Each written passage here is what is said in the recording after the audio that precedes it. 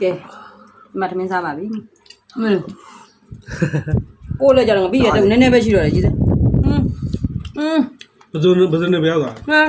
ဒီတက်စားလိုက်တယ်နော်နှစ်ကောင် ဇုံနေကျက်သူမျိုးမီးပုတ်တယ်ဘဇုံမီးပုတ်တယ်ဘယ်ရောက်သွားလဲ ကန်းဦးကို ဟုတ်ကြ ဒီမှာတို့စရာကြီး ကလေးဝပဲရှိတော့တယ်ကျ မတကောင်ရှိမတကောင်မတကောင်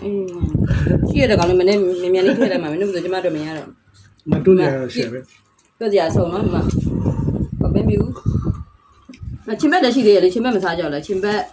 စလက်ရွက်ဒါကညွတ်ဒါလေးလည်းတစ်မျိုးလေးမို့တေးလေးရတယ်ဒီမှာအဓိကဒါလေးနဲ့စားမှာ ဟိုဘာလဲသူစနေနေစားလိုက်ပြီလေရှိသေးလား ရှိတာပေါ့နော်ဘုမယုံမလား မတော်တော့ပဲတို့ရများနေပပန်းတွေချိုးနေ ပပင်းပြူကွစားပြီနော်တတာ စားပါအားပါစားပါ အားပဲစားပါနေကြိုင်နေရတယ်မင်းဖြစ်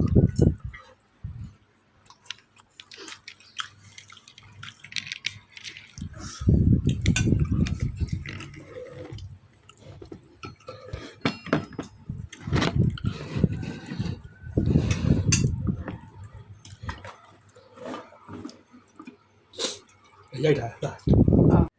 ကျမရဲ့ဘလော့လေးကိုဆောင်းအောင်ကြည့်ပြတော့ကျေးဇူးအများကြီးတင်ပါတယ်